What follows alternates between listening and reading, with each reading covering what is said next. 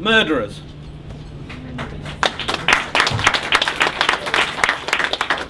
That's all I can say. Murderers, utter murderers. They'll. Go on, I'll speak up. No. Okay, sorry, apologies. Shall I say that again? Murderers! If I was a judge, that'll be my one verdict, and that's it. Murderers, nothing else. I'm not believing anything they're going to tell us, or they can play all the games they want to play.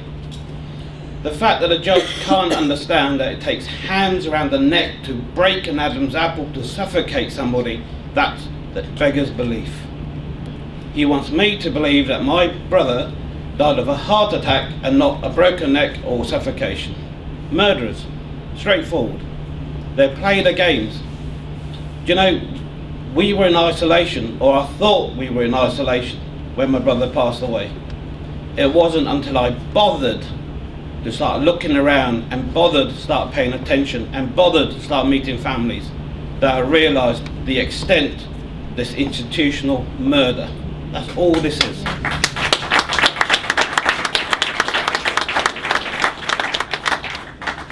The ins and outs of my brother's death are straightforward. It's on the Facebook. It's a straightforward campaign. We've got our inquest coming up this December. I don't hold out too much for that inquest. There's an awful lot that we're sitting on. There's an awful lot of reports. You know, I'm itching to put those reports out there, and I want to put those reports out there, but I can't, because I've been told by my solicitors at the moment that the moment we do, we jeopardise. So I'll hold tight. I'll hold my breath, but I will, and I will publish those things. The fact that those police officers now are asking for screening because they're scared. Scared of what? You're the murderers, not us. What are you scared of? Truth. These are the unfortunate games that we have to play. And as my colleague here said, you know, it's a matter of each one teach one. We have to play two roles here. We've got to put a campaign together, which we're doing, and we also have to educate our own daft communities. We've got to wake them up. That's the hardest thing. The extent of collusion that existed in our communities against that campaign that we raised on the back of my brother dying, unbelievable. Solve people's political agendas is straightforward. The games that the police play, the interference, it's out there and it's for everyone to see. We need to start waking up, because this isn't stopping.